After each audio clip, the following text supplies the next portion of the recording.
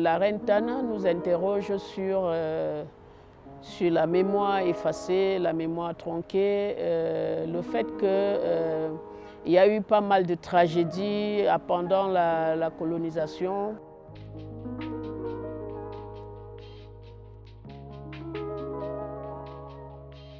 Je m'appelle Justine Gaga, artiste multimédia. Ma démarche artistique porte sur la notion de solitude avec des thèmes connexes autour comme l'isolement, l'exil, l'immigration,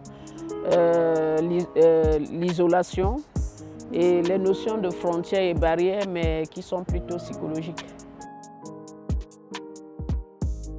Elle était très mouvementée, j'étais très émue par l'accueil de toute l'équipe de la Fondation H. Et franchement, ce n'est pas parce que je suis à la Fondation H, mais c'est quand même une des rares fois où il y a cet enthousiasme, où les gens sont connectés, les gens s'aiment, il y a beaucoup d'amour. Quand tu as besoin de quelque chose, il y a toujours quelqu'un qui est là pour t'aider, pour te demander si tout va bien. Et ça, c'est très important pour le moral d'un artiste. Et voilà, ça s'est super bien passé. J'ai rencontré des personnes très bien, même avec Fiti Havana, avec qui j'ai travaillé, toute l'équipe de cet atelier.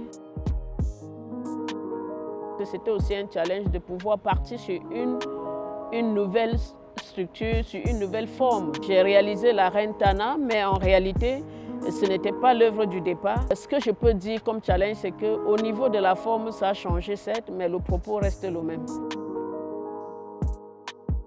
La reine Tana, en fait, c'est une sculpture en métal qui est faite à partir des matériaux tels que les bonbonnes de gaz, de recharge pour réfrigérateur, des plaques d'immatriculation, des fils de fer à béton, de la peinture aussi. Et donc la reine Tana nous interroge sur la mémoire effacée, la mémoire tronquée, le fait qu'il y a eu pas mal de tragédies pendant la colonisation, pendant tous ces siècles d'esclavage. Il y a eu quand même des femmes qui ont vraiment œuvré, qui ont lutté. Et la reine Tana aussi, c'est un peu comme un hommage et c'est aussi une invite à la réflexion. Et quand je parle de la bonbonne de gaz, c'est toujours parce qu'on est dans l'explosion. Quand on voit la reine Tana avec la roue de bicyclette qui normalement nous renvoie à la mobilité, on se dit, est-ce qu'on est dans le mouvement? Est-ce qu'on avance? J'aurais bien envie de la restaurer après un certain nombre de temps. Et ce qui est sûr, au moment de la restauration, il y aura des améliorations que j'aimerais vraiment apporter. Comme je dis toujours, je garderai toujours le propos, mais la forme peut s'améliorer avec les intempéries.